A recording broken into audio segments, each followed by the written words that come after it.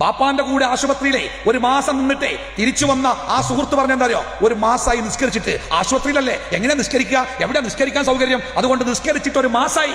രോഗിയായി കിടക്കുന്ന ബാപ്പാനെ കൂടി നിസ്കരിപ്പിക്കേണ്ട ചുമതല നമുക്കുണ്ടല്ലേ. നമ്മളെ ബാപ്പയമ്മയൊക്കെ രോഗിയായി കിടക്കുമ്പോഴേ ബാപ്പ മരുന്നുടിച്ചോ, ബാപ്പ കഞ്ഞുടിച്ചോ, ബാപ്പ മൂത്രയിച്ചോ, ഇത് മാത്രം ചോദിച്ചാൽ പോരാ, ബാപ്പ നിസ്കരിച്ചോ എന്നും കൂടി ചോദിക്കണം. ബാപ്പാന്റെ സ്വബോധം മറയുന്നത് വരെ, ഉമ്മാന്റെ ബോധം പോകുന്നത് വരെ നിസ്കാരം നിർബന്ധ.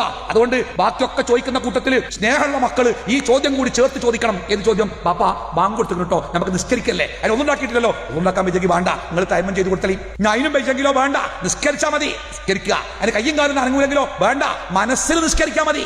ഞാൻ ഇപ്പൊ നിസ്കരിക്കുകയാണ് എന്ന ബോധത്തോടെ മനസ്സിൽ നിസ്കാരം ഇങ്ങനെ ഓർത്താ മതി. ഒന്നിനും കഴിയാത്ത ആള് എന്നാലും നിസ്കാരം ഒഴിവാവില്ല.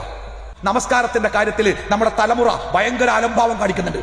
1000ഉം 2000ഉം ഒക്കെ മുസ്ലിം കുട്ടികൾ പഠിക്കുന്ന അങ്ങാടികളിൽ വെള്ളിയാഴ്ച പള്ളികളിലെ ജുമുഅ നമസ്കാരത്തിൽ കുട്ടികളുടെ പങ്കാളിത്തം 100-ലും താഴെയാണ്. പള്ളിയിൽ അങ്ങനെ നിറഞ്ഞിരിക്കുമ്പോ ആ കൂട്ടത്തിൽ ഒരു 20 വയസ്സിന്റെ താഴെയുള്ള എത്ര കുട്ടികളുണ്ട് എന്ന് അന്വേഷിച്ചാൽ ഉത്തരം നമ്മളെ അത്ഭുതപ്പെടുത്തുന്ന ഉത്തരമായിരിക്കും. അതുകൊണ്ട് തന്നെ ഒരു തലമുറ നമസ്കാരത്തിന്റെ കാര്യത്തിൽ നിന്ന് അകന്നു പോകുന്നുണ്ട്. ഏറ്റവും ഭയാനകമായ സംഗതി എന്താ? പണ്ടൊക്കെ ആണുങ്ങൾ നിസ്കരിക്കാൻ മടി കാണിച്ചാലും വീട്ടിലെ സ്ത്രീകൾ വിട്ടുപോകാതെ നിസ്കരിക്കുമായിരുന്നു. ഇന്നൊരു സങ്കടം നിങ്ങൾ ഉമ്മമാരോട് ചോദിച്ചു നോക്കി. നമ്മുടെ പെൺമക്കള് നമസ്കരിക്കാൻ മടി കാണിക്കുന്നുണ്ട്. പല കാരണങ്ങള്. നിസ്കാരമില്ല, ഇല്ല ഇല്ല ഇല്ല ചോദിക്കുമ്പോഴൊക്കെ നിസ്കാരമില്ല, അവർ നിസ്കരിക്കാൻ മടി കാണിക്കുന്നുണ്ട്.